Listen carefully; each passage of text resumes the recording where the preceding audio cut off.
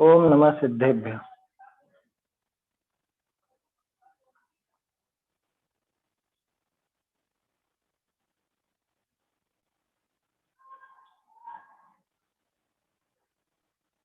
मंगलमय मंगल करण वीतराग विज्ञान, नमो ताहि जाते भय अरहंत आदि महान। करि मंगल करि हो महाग्रंथ करण को काज, जाते मिले समाज सब पावे निज पद राज। सत्ता स्वरूप ग्रंथ पे अपनी चर्चा है और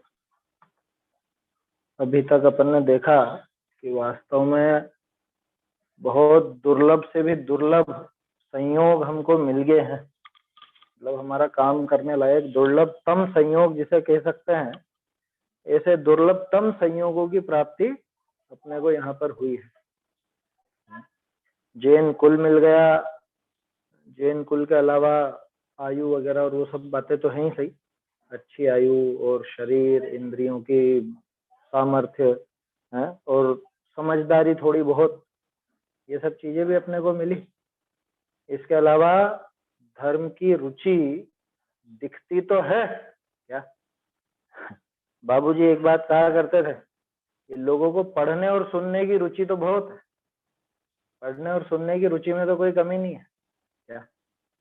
और अभी तो विशेष तौर पर नजर आती है, इन 2 सालों में तो पढ़ने सुनने की रुचि बहुत ज्यादा नजर आती है। बस पढ़ने और सुनने तक ही सीमित है, लेकिन वो रुचि, समस्या ये है काम तो तब हो जब ये पढ़ने सुनने से आगे बढ़ करके अपने कल्याण की बात पर विचार करे, तब तो निर्णय करे, तब जाकर वो काम बने। इसलिए पढ़ने सुनने की रुचि तो पहले ही भूमिका में होगी, लेकिन उसी में अटक करके नहीं रह जाना, यह इससे आगे की बात है। तो निर्णय करने की बुद्धि भी मिली और निर्णय करने लायक तर्क युक्ति वगैरह वो सब बातें भी मिली, और वैसे शास्त्र भी मिल गए जिनमें ये निर्णय करने की बात आती है। उस तरह के शास्त्र भी हमको प्राप्त हो गए।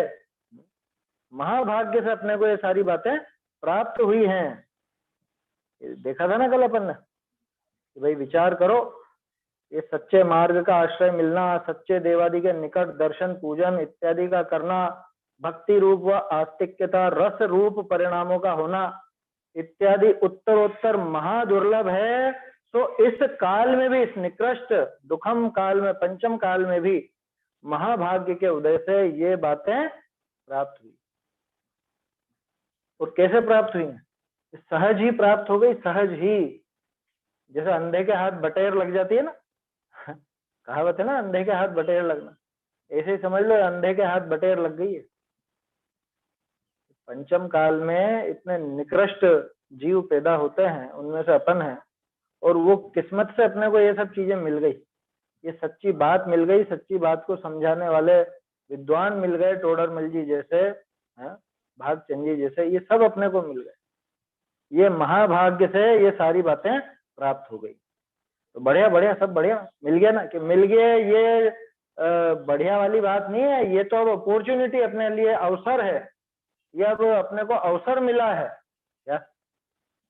और ये अवसर अगर चूक गए तो बहुत पछताना पड़ेगा। ये पहले भी लिख चुके हैं। वो एमबीए करते हैं ना बच्चे, एमबीए पढ़ते हैं तो वहां पे पढ़ाया जाता है उनको स्वोट एनालिसिस, SWOT, स्वोट एनालिसिस बोलते हैं उसको। स्ट्रेंथ, वीकनेस, अपॉर्चुनिटी और थ्रेट। स्ट्रेंथ माने हमारी क्षमता क्या है, ताकत क्या है। वीकनेस माने कमजोरी, ताकत क्या है और कमजोरी क्या है, इन दोनों का एनालिसिस करो, बराबर इनका ज्ञान करो।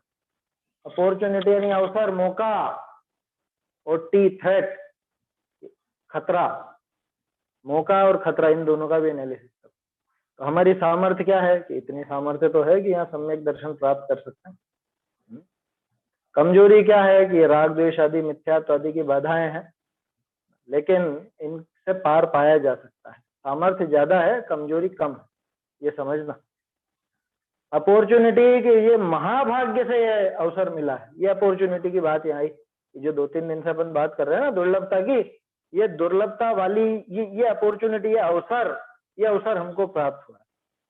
तो इसके साथ एक खतरा भी जुड़ा हुआ है कि जब महाभाग्य से मिला है तो सोचो वापस कैसे मिलेगा, वापस कब मिल जाएगा, ये खतरा तो बना हुआ ही है ना।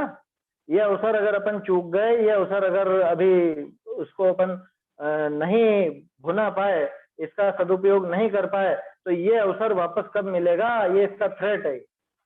ऐसा ऐसी एनालिसिस करनी चाहिए। इस तरह से वो पूरा का पूरा उस पद्धति से एक क्या बोलते हैं इसको, सर्वांगीण विवेचन करे, निष्पक्ष खुद की आलोचना करे, उसका विवेचन करे, देखे कि मेरी सामर्थ्य क्या है और मुझे अवसर मिला है, तो अब इस अवसर को मैं इसमें बस इसके नाच गाने में लग जाऊं, इस अवसर मिला है जिसके नाच गाने में, इसके बधाइयां गाने में, या फिर इस अवसर का लाभ उठा करके अपना काम कर लूं।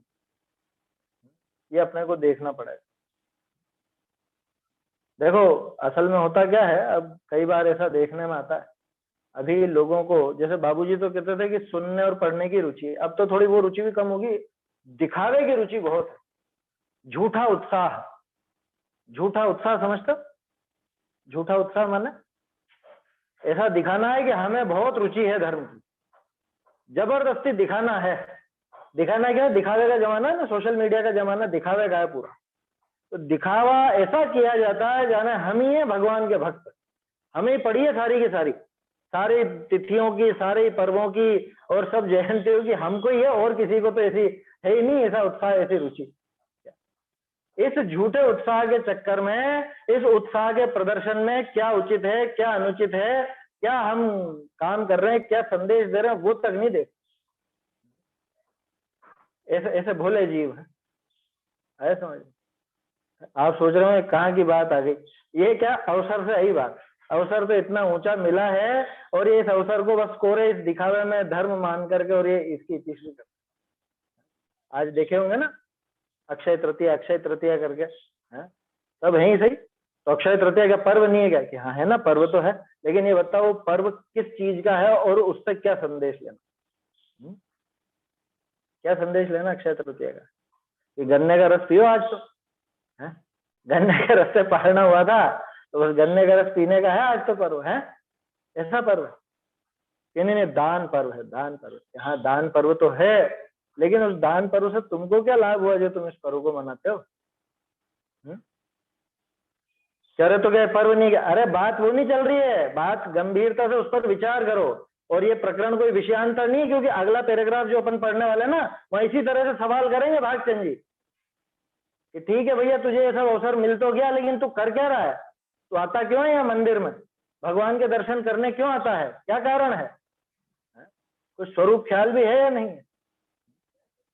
ये बात तो कुछ ऐसे ऐसे भी दिमाग में आई, आज ही ऐसे ही देखा, किसी ने बताया ऐसा कि देखो देखो कितना बढ़िया चित्र है, हैं?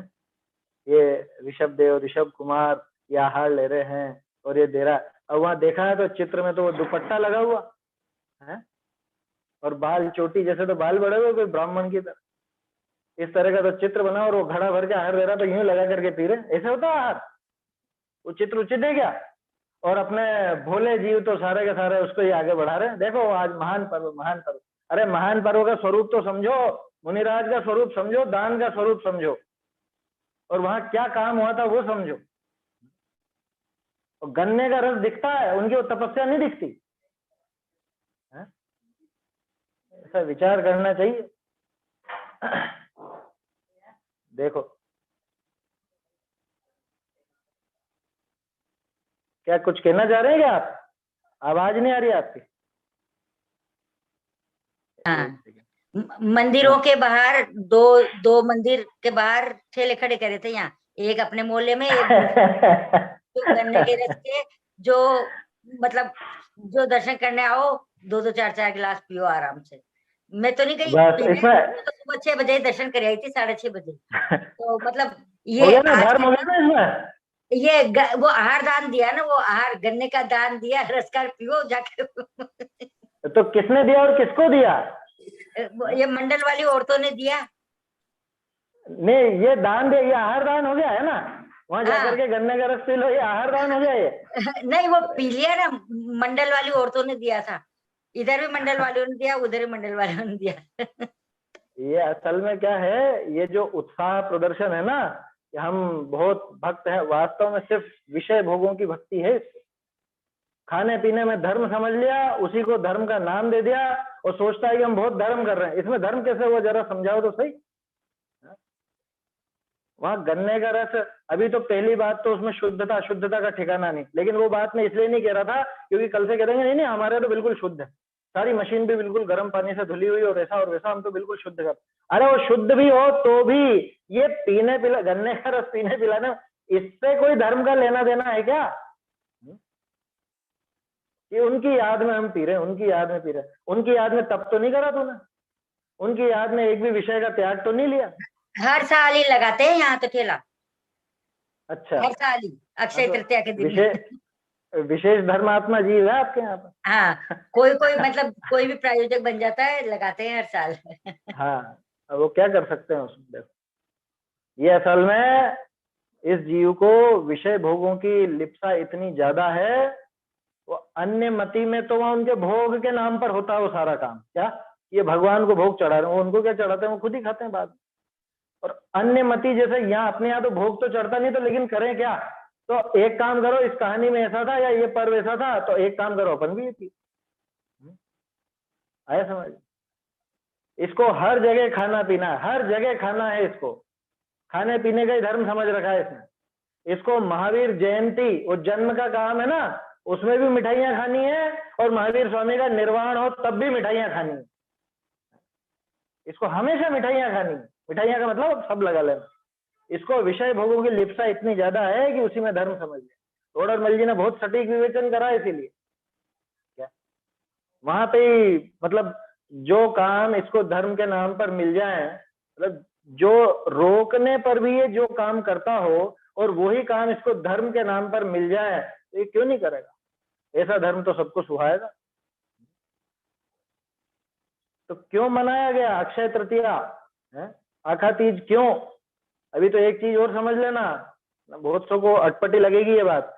अक्षय तृतीया ये कोई अपने यहाँ पे प्रचलित हो नाम ऐसा नहीं है, आया समझ में? अपने यहाँ तो उनका आहार हुआ ये बात सही, लेकिन उसमें अक्षय तृतीया जैसा नाम क्यों? विचार तो करो, उसमें अक्षय जैसा क्या काम हुआ जो उसको अक्षय तृतीया कहने लगे? ये अन्य मतियों में चलता है।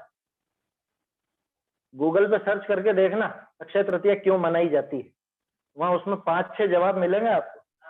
क्या वहां पे वो ब्रह्मदेव के बेटे अक्षय का जन्म भी इसी दिन हुआ था, इसलिए अक्षय तृतीया। और गंगा का अवतरण हुआ और वो लक्ष्मी की पूजा होती है और पता नहीं क्या क्या, वो बहुत सारी बातें उसके अंदर मिलेगी। समझ में आई बात? तो सबसे बड़ा तर्क तो वो नजर आता है, वो ब्रह्मदेव के बेटा अक्षय, वो उसका बेटा अक्षय, वो उसका जन्म हुआ था आज, ऐसा उनके यहाँ पे है। अपने कुछ भी नहीं है इस तरह, वो मानते हैं ऐसा। तो वो बात बैठती अक्षय तृतीया। नहीं तो बताओ अक्षय नाम कैसे जुड़ गया?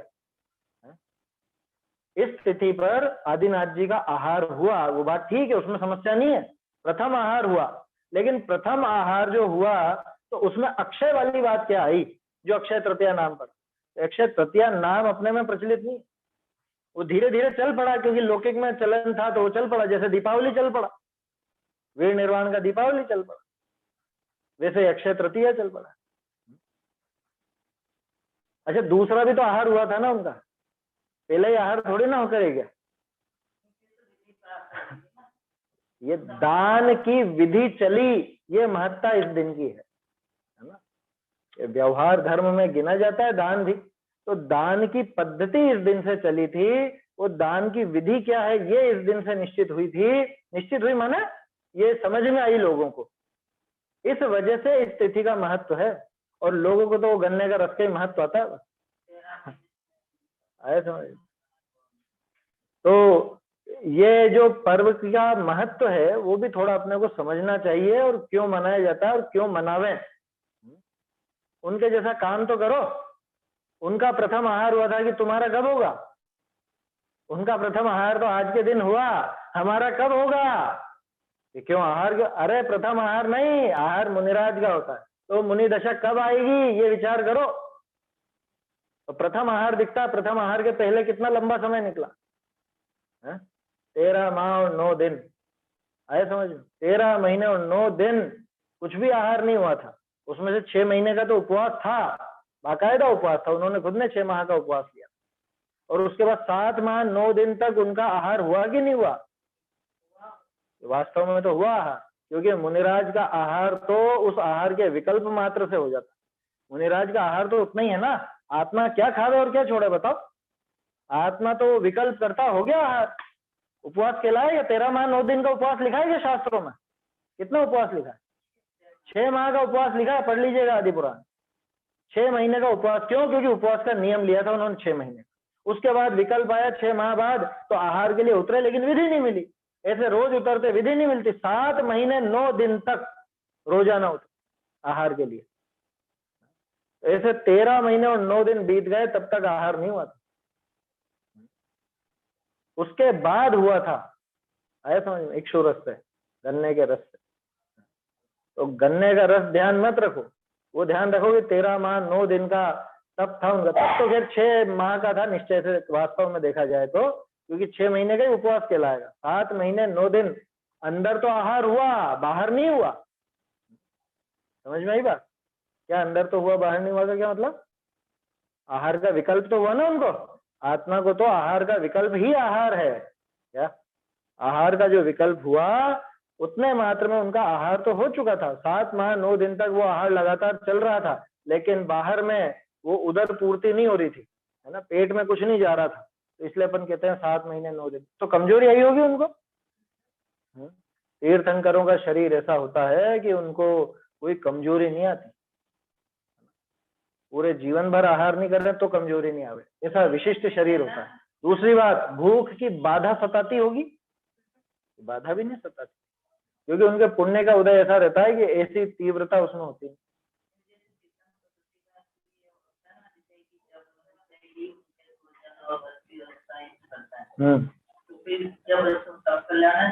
हाँ, नहीं था ना, नहीं ऐसा योग था तो इंद्र भी क्या करता? इंद्र को ही ख्याल में नहीं आया, दूसरे कामों में लग रहा होगा। एक ही जगह की ड्यूटी थोड़ी ना उसकी भी। इंद्र को भी सारे तीर्थंकरों का देखना पड़ता, जितने भी हो। 170 एक साथ हो तो 170 जगह जाना पड़ता उसको। आया समझ? जाएगा, उसके विक्रिया से जाता है। तो नहीं आया विकल्प, योग नहीं था ना कुल मिला के। ऐसा नियोग ही नहीं था कि आहार होगा 7 माह 9 दिन तक, और आहार नहीं हुआ। वो अंतराय कर्म का भी था ना इनके, वो बेल के मुंह के वो हाँ, वो कहानियों में है, देखो आदि पुराण में तो नहीं आया ऐसा। नहीं आया? हाँ, आदि पुराण में हमने तो नहीं पढ़ा कि भाई बेल के मुंह का वो बताया तो अंतराय का। ये बाद की कहानियों में, क्योंकि कहानियां बहुत प्रचलित हो जाती हैं और उसमें तरह तरह की बातें मिल जाती हैं। मुझे ऐसा देखने में नहीं आया कि उन्होंने वो बेल के मुंह के, कहाँ पे पढ़ा?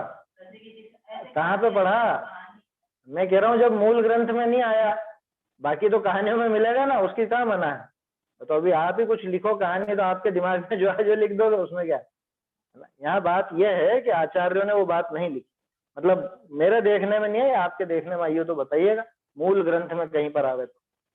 कहानी सुनी तो मैंने भी है, वो ऐसा नहीं है कि नहीं सुनी, लेकिन बात प्रामाणिक अपने को उसी हिसाब से करनी चाहिए, आचार्यों ने जो लिखा उस हिसाब से। और कैसे कह सकते हो कि अंतराय का उधर? वो तो दिख रहा अपने को कि भोगांतराय हुआ, भोग में बाधा हुई है, भोग नहीं हो रहा था, भोग की इच्छा तो थी लेकिन भोग नहीं हो रहा था, तो भोगांतराय। बाकी वो बेल का वो बताया इस वजह से आया, ऐसा थोड़े ना, पिछले भवों का भी तो होगा, इसी भव के कर्म थोड़े ना उदय में आते हैं, पिछले भव के भी तो उदय में आते हैं। आया समझ? तो वो तो एक, अरे प्रथमानियोग की व्याख्यान की विधि देखी तो है अपन ने, तोड़रमल जी ने बताया तो है। जिस कथन को मुख्य करना हो, जिस बात को मुख्य करना हो, ग्रंथकार वैसा लिख देता। अगर मूल ग्रंथ में मिल भी जाए आपको बेल वाला तो भी आपत्ति नहीं है, आशय समझ लेना। एक ही काम में कोई एक ही काम का कारण बना हो, एक ही वजह से वो सारे के सारे कर्म बने हो, ऐसा नहीं हो। अनेक प्रकार के भाव होते हैं, उनसे बंधे हुए कर्म वो एक ही काल में उदय में आते। अनेक समयों में बंधे हुए कर्म एक काल में उदय आ रहे हैं, एक काल में बंधे हुए कर्म अलग अलग काल में उदय में आ रहे हैं, ऐसा होता है। उसमें क्या समझ? तो पिछले भव का भी बंधा हुआ होगा, कुछ इस भव का भी बंधा हुआ होगा, तो वो सारी बातें हैं उसमें। लेकिन कुल मिला के बात ये थी कि इतने समय उनका आहार नहीं हुआ था। अब वो जितने भी आप जो कह रहे हो ना, वो गन्ने के ठेले लगे रस के और रस पिए, उनसे पूछो तो सही मनाते क्यों हो, तो जवाब यही आएगा बस उनका, क्या कि आज के दिन उनका आहार हुआ था गन्ने के रस का, तो हम भी पी रहे। अरे तो उनका तो आहार हुआ था, तुम्हारा थोड़े ना आहार है? तुम थोड़े ना मुनि हो, मुनि बनो जब पी लेना। अरे तुम मुनि तो बनो, समझ में आई बात। इसको तो कुल मिला के बात यह है कि भोगों की रुचि इतनी ज्यादा है, इसको धर्म के नाम पर भी भोगों की ही पूर्ति कर, इसकी लिप्सा छूटती नहीं। हाँ, उसमें क्या बड़ी बात है, आदिनाथ जी से संबंधित पर्व है तो भक्तामर का पाठ करो और गन्ने का रस पियो मजे में, बस हो गया धर्म, हो गया, आदिनाथ जी के भक्त बन गए। ये विडंबनाएं हैं कुछ। और आज के जमाने में जो कि पूरा दिखावे का जमाना है, ये चीजें बहुत ज्यादा प्रचलन में आ जाती। और वो खरबूजे को देख के खरबूजा रंग बदलता है ना, ऐसे ही ये अगर अभी अपनी बात, ये तो थोड़ी बहुत आप लोगों से बात हो गई, चर्चा हो गई, जहाँ नहीं हुई होगी वहां पे देखा देखी बहुत होंगे। फोन पे तो बात करेंगे ही कि तुम्हारे यहाँ क्या हुआ, कि हमारे यहाँ तो ये हुआ। अब आपके यहाँ जो ठेला लगा ना, अगले साल वो बढ़ करके लगेंगे क्या, दूसरी जगह जो आपके यहाँ के रिश्तेदार होंगे दूसरी जगह, वो लोग अपने रिश्तेदारों को बताएंगे हमारे यहाँ ऐसा हुआ, अच्छा ऐसा हुआ, हम भी करेंगे अगले साल से। ऐसे हैं बोले। हाँ, बहुत सारी चीजें हुई।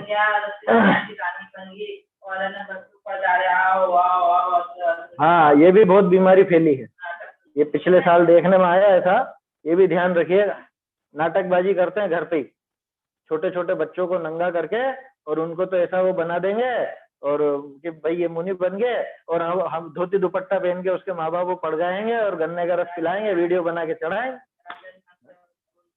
अरे क्या पढ़ा था अपन ने सूत्र पाउड़ में, दर्शन पाउड़ में, तुम खेल में भी नहीं धरना यह अचेलक वृत्तियां।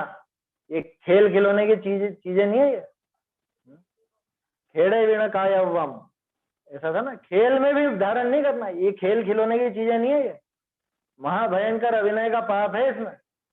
उसको बना देते हो और वो बड़ा होकर के क्या करता है क्या नहीं करता है?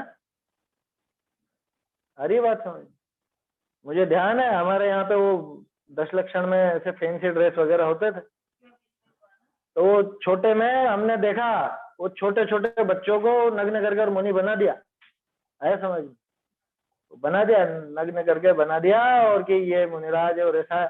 आज वो लड़का जो आज बड़ा हो गया, अब तो शादी वादी होगी उसकी, मतलब जैन जैसा आचरण नहीं है उसका, समझ में आ रही है बात। ये खेल में धारण करने की चीजें नहीं है ये, इसमें कितना अभिनय होता है, ये रूप ऐसे नहीं बनाया जाता। शाम को बात चल रही ना इस पहाड़ में, जिन प्रतिमा कैसी होती है, आयतन कौन है, चैत्य ग्रह कौन है, कितनी ऊंची बातें हैं, सोचो तो सही। इनकी नकल कैसी होगी, साक्षात इनके जैसी होगी। तो ब्रह्म गुलाल की कहानी तो सबने पढ़ी होगी, नकल करी तो बिल्कुल असल जैसी नकल होती। प्रतिमा की और प्रतिमा और चैत्य ग्रह के संबंध में यही बात आई ना, जिनेंद्र भगवान की प्रतिमा कैसी कि साक्षात जिनेंद्र जैसी, तभी जाकर के वो पूजनीय है। अगर रंच मात्र भी कोई फेर है तो पूजनीय नहीं। जिनेंद्र भगवान का चित्र कैसा होगा, मुनिराज का चित्र कैसा होगा कि साक्षात मुनिराज जैसा, वो दुपट्टा लिए हुआ होगा। आप लोग जो सोशल मीडिया पे चढ़ाते हो, सोच विचार करके चढ़ाया करो, क्या जो भी है, मैं कोई व्यक्तिगत किसी से नहीं कह रहा। हमको तो अरे अक्षय तृतीया का आया, चलो इसको आगे बढ़ाओ, इसको आगे बढ़ाओ, इसको आगे, अरे देख तो लो उसमें क्या है क्या नहीं है, किस तरह की विधि है, कैसा चित्र है। मुनिराज का भी ऐसे पीते हैं? मुनिराज ऐसे लेंगे कि पहले देखेंगे हाथों में शोध करके और फिर लेंगे, और वो ऊपर से घड़े से यूं डाल रहा है और वो बिल्कुल मुंह पर लगा करके पी रहे हैं, इस तरह से होता है। और वो कौन सा मुनिराज, उनके तो चोटी है ब्राह्मण जैसी और वो दुपट्टा लटक रहा है, ऐसा कैसा चित्र। थोड़ा विवेक रखना चाहिए, ये बिना बात का पाप है, बिना बात का पाप।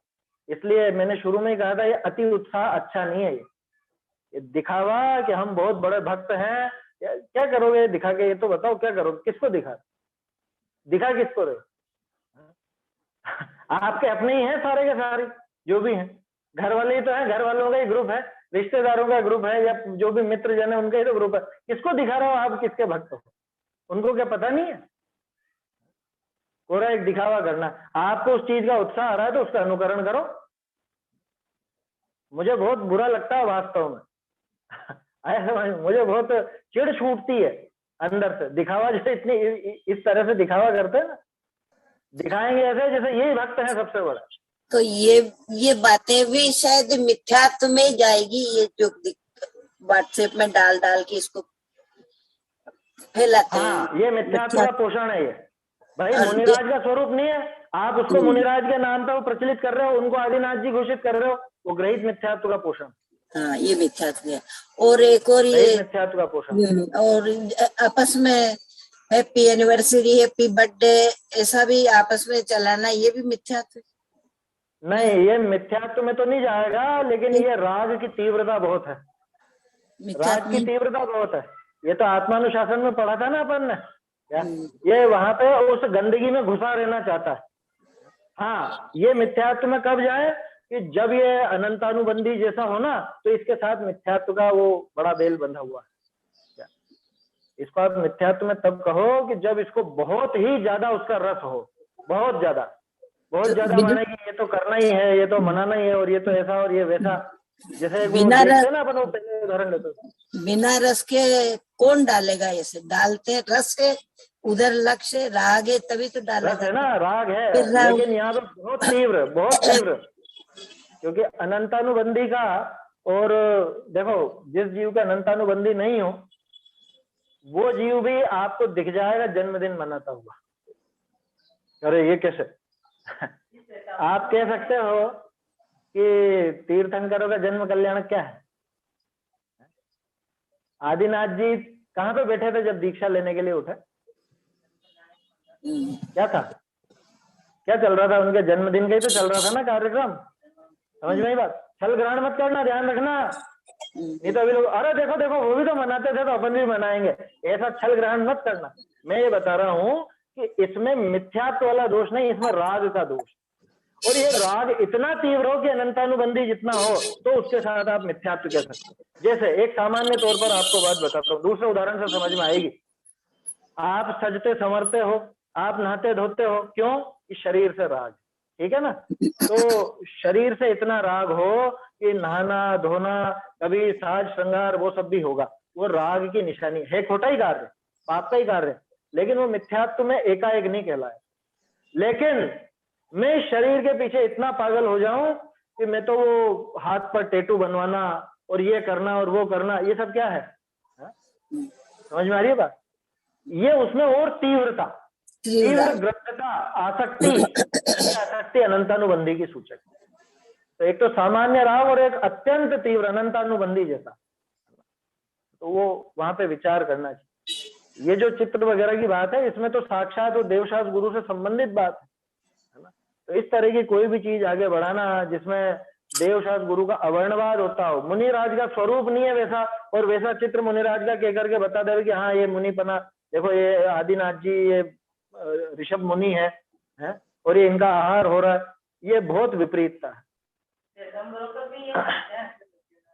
मानते होंगे, उसमें अपन क्या करें, है ना? उसमें क्या कर सकते हो, मानते हो। तो ये सारी बात तो इसलिए भी आ गई कि आज वो तृतीया है, और दूसरी बात ये प्रश्न खड़ा होना चाहिए। विषय से थोड़ा विषयांतर तो कह सकते हो, लेकिन विषय से जुड़ी हुई बात ही है, क्योंकि अगला जो अपन प्रकरण देख रहे हैं, अब यहाँ पे प्रश्न कर रहे हैं भागचंद जी, अक्षय तृतीया की पूजन तो कर सकते हैं ना? अक्षय तृतीया की, हाँ ठीक है, कर लो। दान की पूजा है, असल में दान पर्व की पूजा है, और अक्षय तृतीया के बहाने से तो आदिनाथ जी की पूजा करनी है। हाँ, आदिनाथ जी की पूजा होगी उसके अंदर, बाकी मैं तो देखो, हाँ होगी, कोई दिक्कत नहीं है, लेकिन देखो पुरानी पूजाएं नहीं है इस तरह की। पुरानी जो पूजन पद्धति अपनी चलती थी 500 साल के इतिहास में देखोगे, तो पुराने जो भी कवि हुआ, उन्होंने, मुझे नहीं ध्यान कि अक्षय तृतीया की पूजा कोई पुराने कवि ने लिखी है क्या, वो तो बताइएगा। अक्षय तृतीया की पूजा अभी 50-100 साल के अंदर ही लिखी गई है। दयानंद राय जी, वृंदावन दास जी, ये जो बड़े बड़े पूजा लिखने वाले अपने पूजाकार कविवर विद्वान हुए हैं, इन्होंने किसी ने भी अक्षय तृतीया की पूजा नहीं लिखी। संस्कृत में भी कभी नहीं मिलती। पुरानी जो पूजाएं देखते हैं अपन, पुरानी पूजा पद्धतियां, है ना, मैंने तो कई पांडुलिपियां देखी, उसमें भी कहीं पे अक्षय तृतीया की पूजा कोई इस तरह की मिली नहीं। आया समझ में? हाँ नहीं है ना, तो रक्षाबंधन की तो सलूना पर्व के नाम से आती थी। हाँ, सलूना पर्व कहते थे पहले, और वो उसके हिसाब से उसमें वो पूजन आती थी अकंपनाचार्य आदि की, वो तो आती है ना। बाकी अलग से ये त्योहारों की तो अलग से कोई, त्योहारों में तो सिर्फ अष्टानिका, दशलक्षण, इनकी पूजाएं आती है देखा जाए तो। और बाकी कोई जो तीर्थंकरों के पंच कल्याणक की पूजाएं तो वो हैं, इनके अलावा तो कोई ऐसे देखने में मिलती नहीं। खैर उसमें समस्या नहीं है ऐसी कोई विशेष, अक्षय तृतीया की भी करने, लेकिन अक्षय तृतीया में उसके पीछे भावना क्या है ये विचार कर लेना। आदिनाथ जी की है पूजा तो भाई, महानता किसकी। अच्छा एक और चीज, गंभीरता से अगर विचार करो, अक्षय तृतीया तो दान का पर्व है ना, दान की पद्धति चली इसका पर्व है। दान क्या है? शुभ भाव है, अशुभ भाव है कि शुद्ध भाव है? क्या है? शुभ भाव है। तो शुभ भाव की एकाएक पूजा नहीं होती, वहां पे दर्शन विशुद्धि सबसे पहले है। तो मुझे मालूम था भी आप कहोगे बात, 16 कारण की पूजा भी तो करते हैं, वो तो तीर्थंकर प्रकृति के लिए, कि वास्तव में वहां तीर्थंकर प्रकृति के माध्यम से करा तो तीर्थंकरों को ही नमस्कार है। दूसरी बात, वहां सबसे पहली बात, पहला दर्शन विशुद्धि का नाम है, वहां सम्यक्त की पूजा है मुख्य रूप। शुभ भाव पूजनी नहीं है, अक्षय तृतीया के नाम से भी आपको करनी है तो वीतरागता का ही पूजा करना वहां पर। आया समझ में? दिन कोई महान नहीं होता, ये पहले नंबर पे दिमाग में बिठा लो बात। क्यों? क्योंकि काल द्रव्य में तो कोई अशुद्धि नहीं और कोई शुद्धि भी नहीं, काल द्रव्य तो त्रिकाल शुद्ध है। आया समझ में? काल द्रव्य तो त्रिकाल शुद्ध है, तो उसमें तो शुभ अशुभ जैसी कोई बात है नहीं। फिर भी अपने को जो विकल्प आते हैं वो इसलिए कि इस दिन कोई विशेष कार्य हुआ था। तो क्या विशेष कार्य हुआ था? ये दान पर्व चला था। आदिनाथ जी जो इतने समय से जिनको आहार नहीं मिल रहा था, आज मुनिराज ऋषभदेव को, वो इनको पहले दिन पहली बार आहार इस तिथि को मिला। तो आहार मिलने की महत्ता नहीं आनी चाहिए, महत्ता इस बात की आनी चाहिए कि उन्होंने तप कितना विशेष किया, वो विशेष तप की उसकी महत्ता आनी चाहिए। आया समझ में? तो उस पर तो गंभीरता से मीमांसा हो पूरी की पूरी, क्योंकि प्रकरण तो शुभ भाव का है ना, शुभ भाव का है, और पर्व भी शुभ भाव का ही, दान का है। दूसरी बात, दान में मुख्यता श्रावक की है, यहाँ पर इस प्रकरण में मुख्यता श्रावक की है, तो श्रावक ने दिया वो दान। समझ में आ रही बात? तो श्रावक की क्रिया पूज्य होगी कि मुनिराज की क्रिया पूज्य होगी? आप कह सकते हो कि मुनिराज का ही तो काम हुआ वहां पर, कि काम तो मुनिराज का हुआ, लेकिन जो दान कहा जाता है, दान मुनिराज के शत आवश्यक में शामिल नहीं है, दान यहाँ शामिल है, श्रावक के शत आवश्यक। समझ में आ रही बात? तो वो कई पहलुओं से उस पर विचार करना चाहिए। फिर भी अभी तो अपन इतना ही देखें इसको कि उस बहाने भी आदिनाथ जी की ही पूजन हो। हाँ आदिनाथ जी की तो होती है, लेकिन वहां पे अपना महत्व तो किसी और विषय पे रहता है। आदिनाथ जी मुख्य नहीं होकर के वो जो आहार हुआ उस पे ही रहता है बस। आया समझ? भाई यहाँ पे उनके जीवन से प्रेरणा लेनी है, तो ये चीज, इस चीज पर विचार करो कि देखो 7 माह और 9 दिन तक आहार का विकल्प भी उठा, और उस विकल्प को तोड़ करके रोज के रोज उस विकल्प को तोड़ करके कैसे आत्मलीन होते थे, ये मुख्य चीज है। 7 माह 9 दिन तक आहार का विकल्प उठा, आहार के लिए निकले, लेकिन आहार नहीं हुआ तो भी मन में जरा भी क्षोभ नहीं, जरा भी क्षोभ नहीं। अरे मैं आहार के लिए निकला और देखो मुझे आहार नहीं मिला, ये मूर्ख लोग हैं, कैसे हैं, इनको बिल्कुल भी पद्धति नहीं मालूम है। मैं रोज रोज आ रहा हूँ, कोई मूर्ख की तरह मुझे कपड़े दिखा रहा है, कोई वो रुपए पैसे दिखा रहा है, कोई कन्याओं को खड़ा कर रहा है मेरे सामने, इनको क्या अकल नहीं है क्या? बोलो, ऐसा विचार आया उनको? एक भी समय ऐसा विचार नहीं है। ये चीज सीखने की है इस पर्व से। हमारे तो थाली में एक चीज कम हो जाए जिसमें तो देखो है? आप कह रहे हो ना आज गन्ने के रस के ठेले लगे, जिसको नहीं मिला होगा उसको भी तो गुस्सा आया होगा। वहां पे झगड़ लिए होंगे, कोई तो मुझे एक ही गिलास क्यों दिया, इसको तो 2 दे दिए। बोलो, यहाँ आदिनाथ जी से सीखना है तो ये सीखो, 7 माह और 9 दिन तक लगातार वो उतरते रहे आहार के लिए, और रोज उनको आहार नहीं मिलता। आप सोचो, आप रोज मान लो ये विचार करोगे शायद आज ये मिठाई बनेगी, आज ये मिठाई बनेगी, आज ये मिठाई बनेगी। वो प्रेमचंद की एक कहानी थी बूढ़ी काकी, पढ़ी क्या? पढ़ी होगी, नहीं पढ़ी? जिन्होंने पढ़ी है वो मेरी बात समझिए होंगे। वो बूढ़ी, वो अपने कोठरी में बैठी बैठी सोचती रहती, बाहर कुछ आयोजन था, शायद शादी ब्याह कुछ भी होगा, तो मिठाइयां बनने की आवाज आती रहती उसको, बस वो करछी हिलने की और ये सब बर्तन बजने की। अच्छा अब ये बन रहा है, अब ये बन रहा है, बस अब ये मिठाई मिलेगी, अब ऐसा मिलेगा। बहुत उसका मार्मिक चित्रण किया प्रेमचंद। थोड़ा साहित्य पढ़ लेना चाहिए बच्चों को, बचपन से पढ़ा दो ये चीज। तो वो कि अब तो शायद ये मिठाई बन रही है, अब शायद ये मान लो गुलाब जामुन, अब गुलाब जामुन कढ़ाई में डाले गए होंगे, अब ये चाशनी में हो रहे होंगे, अब ठंडे हो जाएंगे, बस अब मुझको बुलाने आएंगे और फिर मैं, क्योंकि उसके क्या घर वाले बुलाते नहीं थे, घर वाले सबके सामने नहीं लाते थे। उसकी दयनीय दशा वहां दिखाई, और आखिर तक उसको बुलाए नहीं, भूल गए। उसके मन में कितने विकल्प चलते थे सोचो। ये हम सबकी दशा नहीं है क्या? आदिनाथ जी इससे पार थे। 7 महीने 9 दिन तक रोज आहार के लिए निकल रहे हैं, और विकल्प जरा सा भी नहीं हुआ आहार, कोई विकल्प नहीं, कोई गुस्सा नहीं, कोई झगड़ा नहीं, क्या किसी के प्रति कोई द्वेष का भाव नहीं, किसी के प्रति कोई ऐसा भाव नहीं कि ये कैसे मूर्ख है या कैसे, जरा सा भी विकल्प नहीं। हाँ, आहार का विकल्प उठा था इसलिए उतरे थे, है ना, लेकिन उनको वो राग नहीं था, जरा राग द्वेष नहीं किसी के प्रति। राग द्वेष कैसे नहीं, कोई वीतरागी थोड़ी ना हो गया। अरे 3 कषाय चोपड़ी का नहीं है और उस आहार के पीछे कोई ऐसा विकल्प नहीं उठ रहा है, ये खास बात है वहां देख। समझ में आ रही है बात? ये सीखो, सीखना है तो। हम तो गन्ने का रस सीखते हैं बस, क्या आया समझ में? हमें तो गन्ने का रस पीना है और कुछ नहीं करना। आदिनाथ जी का त्योहार है, उनका गन्ने के रस से हुआ तो हम भी करना। या फिर इसमें कर्मों की लीला भी तो नजर आ रही है कि कर्म हाँ 3 लोग के नाथ जैसे को नहीं छोड़ते हैं, तो फिर कैसे क्या? नहीं, सबको यहाँ ज्ञान पे होता है। बढ़ना अपने को, इससे आगे बढ़ करके सोचना कि वो कर्म 3 लोग के नाथ को नहीं छोड़ते, ये तो प्राथमिक बात होगी, ये तो ठीक है शुरुआती, लेकिन वो उन कर्मों से लगते नहीं है। क्या मतलब? कि उन कर्मों का जो ऐसा उदय आया उसमें ये परेशान नहीं होते, कर्मों से जुड़ान नहीं करते, कर्म का उदय हाँ, होगा जैसा ये होगा, हाँ, लेकिन ये उसमें जुड़ान नहीं करा इन्होंने। ये खास विचार करने की बात है। हाँ, जुड़ान नहीं किया। गजब की है। यहाँ तो गन्ने का रस पीने तक तो जो बात ली सो ली, अभी तो कलश भी उससे करने हैं, अभिषेक भी गन्ने के रस से करना। ऐसी ऐसी मूर्खताएं भी तो चलती है, आया समझ?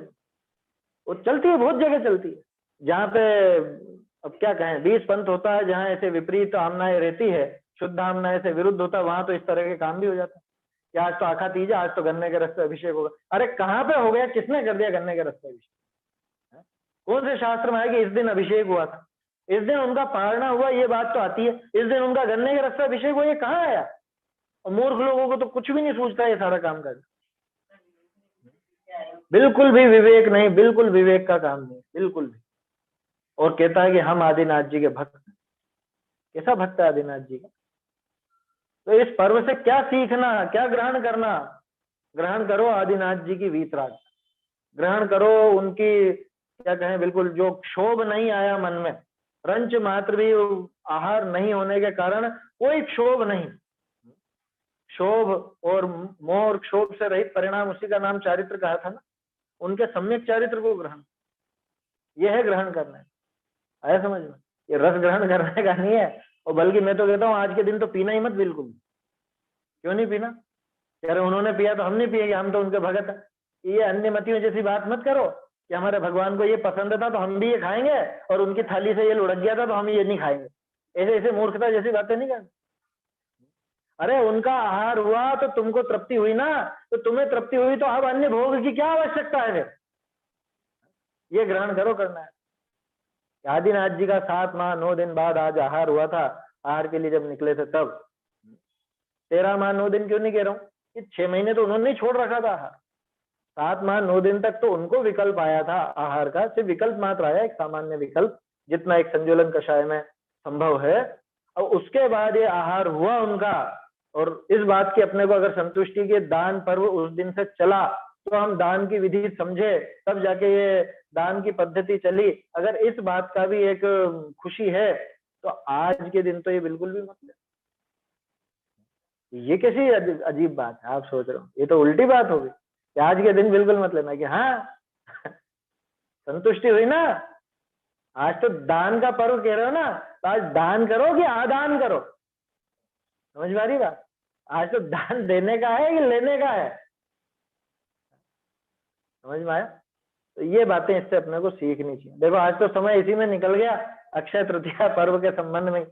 वो विकल्प इसलिए आ गया क्योंकि कई बार कुछ ऐसी चीजें चल पड़ती है ना, तो देख देख के मन में थोड़ा सा विकल्प आ जाता है। वो कारण भी था क्योंकि आगे तो प्रश्न आ रहा, भागचंद जी पूछ रहे हैं, अब तुमको पूछते हैं कि तुम प्रतिदिन मंदिर में आते हो, हैं, तो दर्शन कैसे करते हो, क्या सोचते हो इनके बारे में, अब वो सवाल खड़े करेंगे यहाँ पे।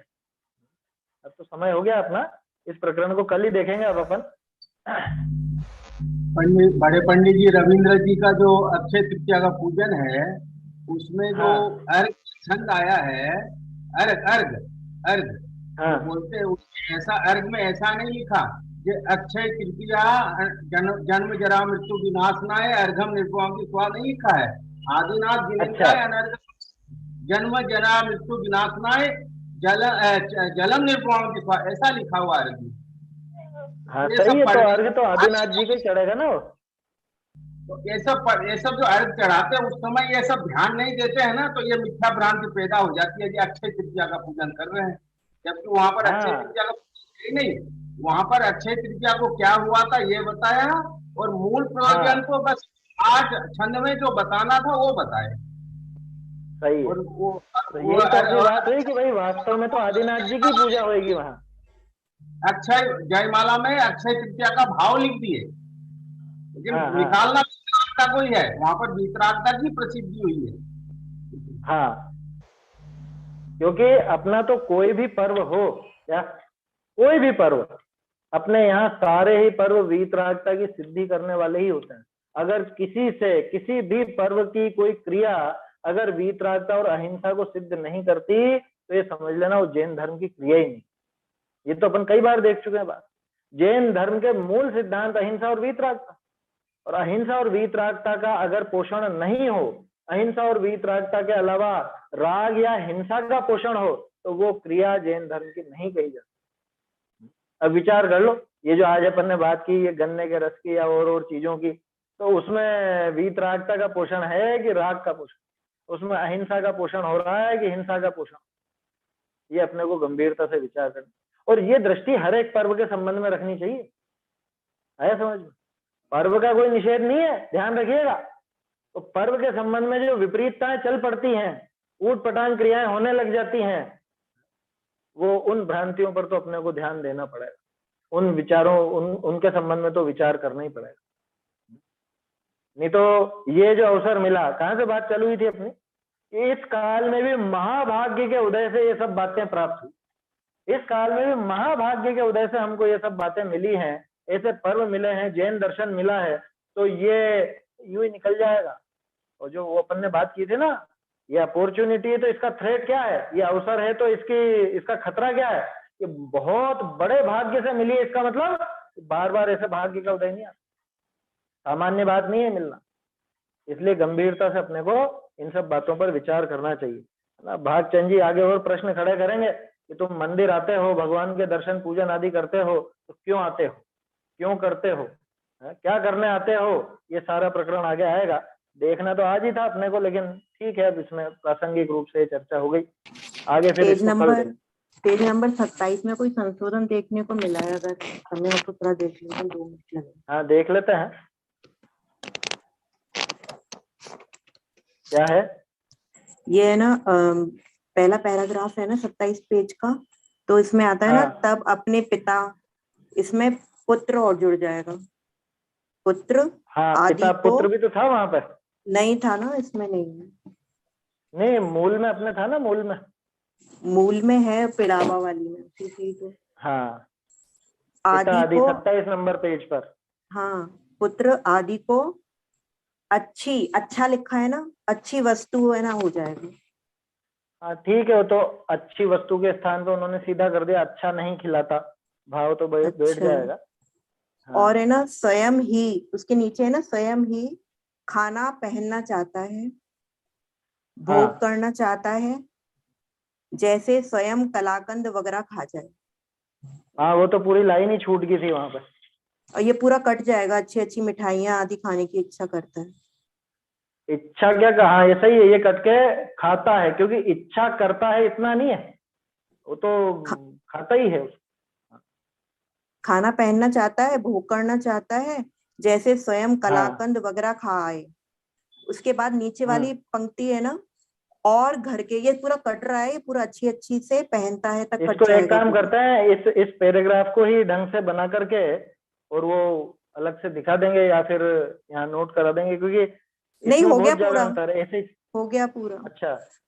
ये पहनता है तक कट जाएगा, फिर और घर के, फिर कट जाएगा भूखे मरते रहते हैं, और घर के भूखे मरते रहते हैं। कुटुंब, हाँ, और घर के कुटुंबी कुटुंबी आदि नहीं आदि है, भूखे मर सकते। ये नहीं ठीक है। है, किसी और प्रति में हो सकता है कुटुंबी आदि भी, और है ना, अर्थ नहीं सेकंड बदल रहा उसमें। सेकंड पैराग्राफ में जो सेकंड लाइन है ना, उसमें अपना मानादि भी ना करे, भी लग जाएगा इसमें। हाँ, भी लगेगा, और अपना 1 मान 2 आदि 3 4 भी 5, न करे। और फिफ्थ पंक्ति में इसी में ही, दुखों को धनादि भी विशेष रूप खर्च करता है, नहीं सॉरी, दुखों को भोग कर कार्य सिद्ध करना चाहता है, तथा धनादि भी विशेष रूप खर्च करता है। धनादि भी खर्च करता है, ये विशेष दूसरे रूप, पैराग्राफ में विशेष रूप जुड़ेगा, सही है। और ये कट जाएगा उसके ऊपर, भोग इच्छा की प्राप्ति के लिए।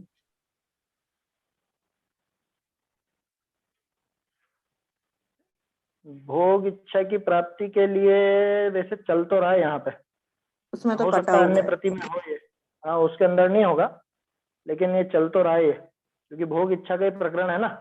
भोग इच्छा की प्राप्ति के लिए वहां पे धनादि को भी विशेष रूप खर्च करता है, तो लोभ इच्छा घट गई वहां पे। ये तो सुधार बहुत ज्यादा है वास्तव में, कायदे से देखा जाए तो एक नए सिरे से अनुवाद हो, लेकिन वो अच्छा, अनुवाद तब तक संभव। जैसे है ना, हाँ। इसमें ये ऐसे दिया हुआ है ना कि स्पर्श इंद्रिय की प्रबल इच्छा के वश होकर, उसमें ऐसा नहीं दिया पिड़ावा में, उसमें तो सीधे ये लिखा है हाथी गड्ढे में गिरता है, मछली कांटे में फंस मरती है, भ्रमण कमल में हाँ, मरता देता, बस तो इतना वही मैं इतना। कह रहा हूँ ना, कुछ कई बार क्या प्रतिलिपिकार से भी कुछ लाइनें छूट जाती हैं, तो अपन 100% ये नहीं कह सकते कि ये वाली प्रति में जो जो पंक्ति आई है वही सटीक है या वही सही है। इसलिए मैं कह रहा हूँ कि अगर कहीं पर कोई और प्रति भी मिले तो उससे ये काम बहुत अच्छे से बन जाएगा, क्योंकि ओरिजिनल अपने पास है नहीं। ओरिजिनल मिल जाए तब तो सारी समस्या खत्म हो जाए। कहीं और भी आप लोग ध्यान रखिएगा, कहीं हस्तलिखित प्रति अगर मिलती है सत्ता स्वरूप ग्रंथ की तो जरूर सूचित करें, उस हिसाब से काम बन पाएगा। चलिए आगे का प्रकरण अपन कल देखेंगे। निज निधि निज में बताई यह अनंत उपकार है, इसके लिए जिन वाणी माँ को वंदना शत बार।